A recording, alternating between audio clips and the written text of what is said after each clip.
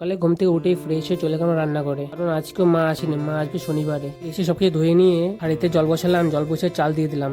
ভাত হতে হতে সবজিগুলো কেটে নিই। দেখো, কুমড়ো, আলু আর পেঁয়াজ কেটে নিয়েছি। পনির এনেছিল, পনিরের জন্য লঙ্কা আর আলু কেটে রেখেছি। এগুলো কেটে ধুয়ে রাখতে রাখতে ভাত হয়ে গেছে। দেখো, ভাত নামিয়ে রেখে দিয়েছি। এখন ভাবছিলাম ভাত তো হয়ে গেল, ভাজি আর বড়াটা করে নিই। এখন কড়াইয়ে তেল দিলাম, তেল দিয়ে অল্প গরম করেই কুমড়াগুলো ভাজতে শুরু করলাম। দেখো, প্রায় হয়ে গেছে, নামিয়ে নিলাম। এখন আলু আর পেঁয়াজটা ভাজি করে নিই। তাই আলু আর পেঁয়াজটা দিয়ে দিলাম। দেখো, হয়ে গেছে, এখন নামিয়ে নিলাম। সকালের জন্য তো বড়া আর ভাজি দিয়ে আর সিদ্ধ দিয়ে হয়ে যাবে। তারপর ভাবছিলাম পনির এনেছিল দুপুরের জন্য, এগুলো ছোট ছোট করে কেটে নিলাম। এখন তেল গরম করে পনির দিলাম, হলুদ লবণ দিয়ে ভালো করে মিক্স করে নিচ্ছি। কিছুক্ষণ ভাজলাম, ভাজার পর দেখো ভালো লাল হয়ে গেছে। এখন নামিয়ে নিলাম।